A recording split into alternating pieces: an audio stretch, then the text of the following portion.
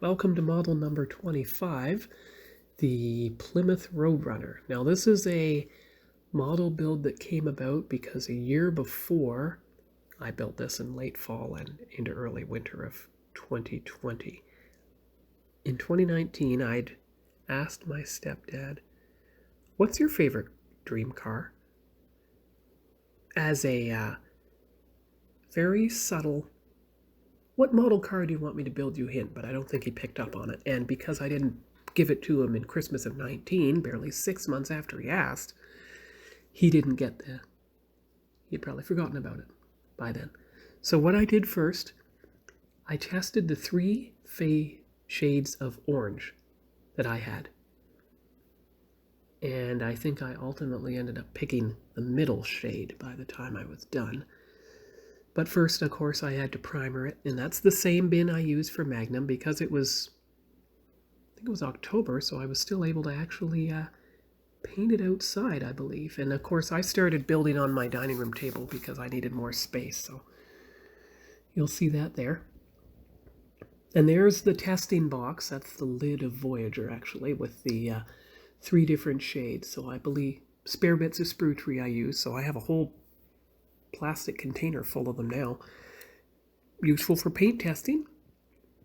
And of course the primer, so the white primer and the white base coat. I think I put on the white base coat next because I wanted to make sure that I got proper coverage, and the first coat of primer, maybe it didn't get the full coverage or it, something like that, because I think the parts came in gray. So I gave everything a white coat with the base color as well, even the underside of the hood, I think, too. And then I applied the base color to just the body parts, because again, like every other model build, I had separated out the parts based on the color that they called for in the guide. And you can see that here. Yeah, that's back on my model workbench. You can see the cutting map. In those days, I didn't put down the towel. This is late 2021, so more than 5 years ago. But I was good enough to cover up the inserts for the headlights and the tail lights with the model tape so that you could get proper fit of the parts and the paint wouldn't get in the way. And I think those are side things for the window bars, I believe.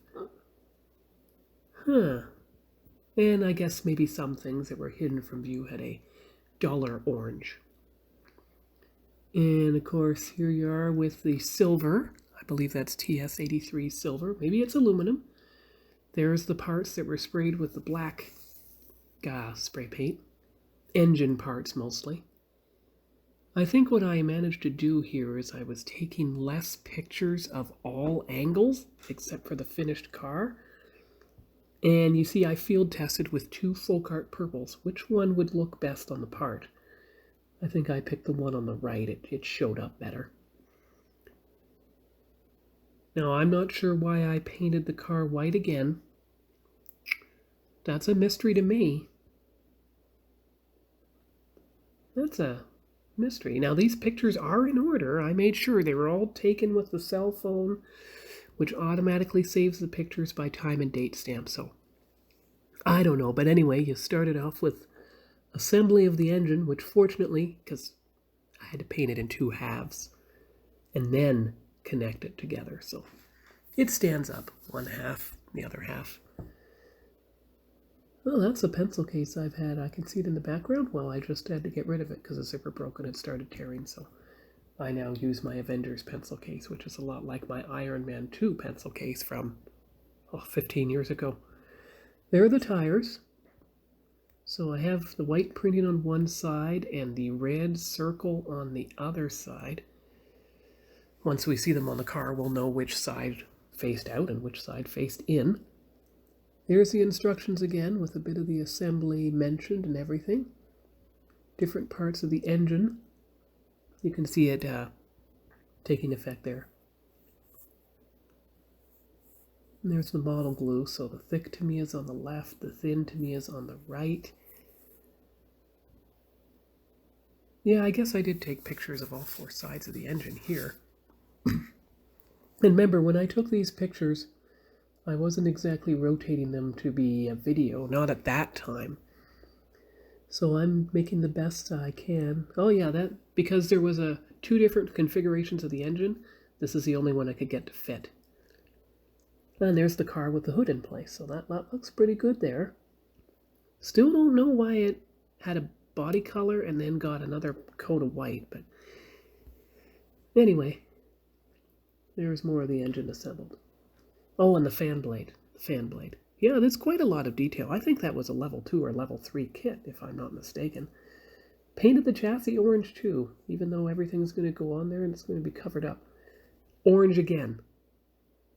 I think I know why. It gives a richer tone to the orange. That could be why. The seats were black, interior components were black. You had to assemble the front half of the chassis just like that and put in the engine. So the engine's assembled now. You can see all the holes left to put things in. Okay, maybe not all the engine, maybe just the side bay parts. Those are the hood hinges. You can see them on the far right. You can even see what looks like a windshield washer fluid. That's the white part on the left of that picture. There's a good view of my model workbench before I rotated the thing by 45 degrees. There's the underside of the car with the muffler in place and the suspension and everything. But I think it was still a simple enough assembly to make sure that the wheels went on actual, not struts, axle points, instead of some complicated triangle thing like happened with the Knight Rider car, which, based on a variety of circumstances, had to be turned into Car, the Knight automated robot, but you've seen that in an earlier video. Oh, and here's the chrome parts that I left completely untouched for obvious reasons. You can see the bumper for the license plate holder there. Panel line accent. Yes, I started using that because I figured it was would leave less wretched marks if I made a mistake. So I used it for the front engine grille. You can see that on the bottom between the two sets of headlights. All right, it's holding something there, I'm not sure what. Trying to find the shade of orange that would match the body just in case an error occurred. Now look at this. This is a color. It looks very yellowish orange, right? In this particular picture. Look at this one. Looks like a very deep orange. So you can see some of the orange shades that are going to match the car itself, but I fell onto the mission model color. That's the one. And you can see part of the car there. Now, looks like the windshield might be in place. But of course, I took pictures of the other stuff as well. And I think we're about to see why I used the panel line accent. The grills beneath the windshield wipers. That's it. There's a wider view. I substituted to the black, so it stood out a bit more. And also, I used it in those recesses in the hood there, see? Yeah, so you see one side, you see the other. Don't see any silver trim yet. I'm trying to remember if I used that or not. Here's the model workbench pushed into the proper alignment. There's the front bumper put in place. Well, no, sorry, that's the front grille, but you can see the holes to insert the front bumper.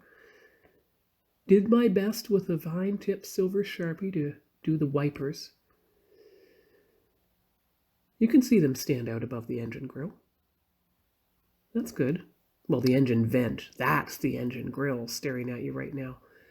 I don't think I painted the headlines white. It might have made them too cartoonish, but I did include the name and birth year of my dad for the personalized license plate. Those, I think, are the tail lights with a little bit of white for the backup lights. Those are the signal lights. I think that's what those are for the front. Maybe the back. I didn't even notice that stopped. I hope I'm not misaligned right now.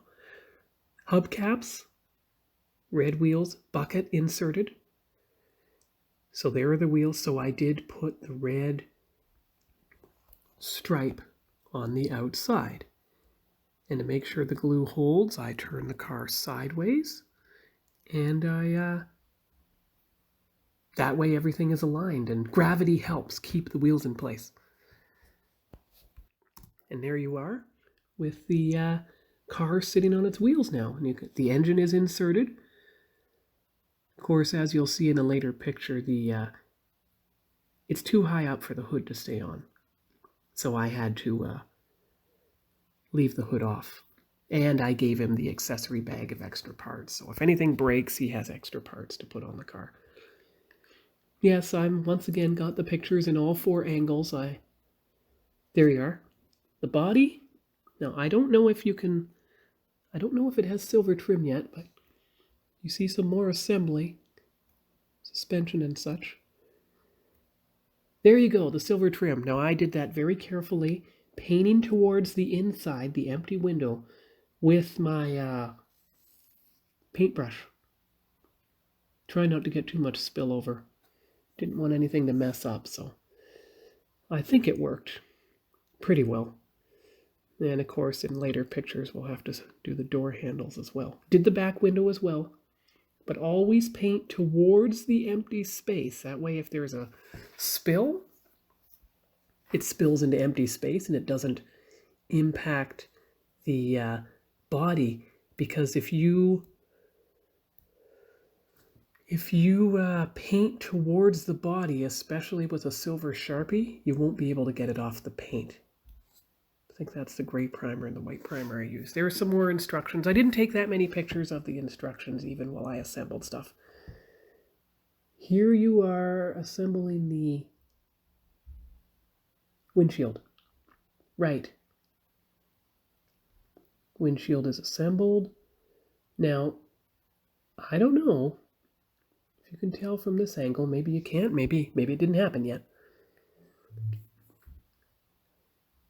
But there's going to be a picture coming up when you see something on the roof. But that's the last picture of the body frame before it is put onto the wheels.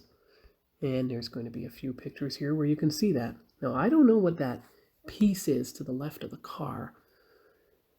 This is a spare bit of sprutery, but you see I used the elastics because I didn't want to damage the paint with tape. You see the roof there? Right near the back window and the rear windshield. Don't worry. Remember all those paints I mixed up earlier to determine which one would best fit the color of the car?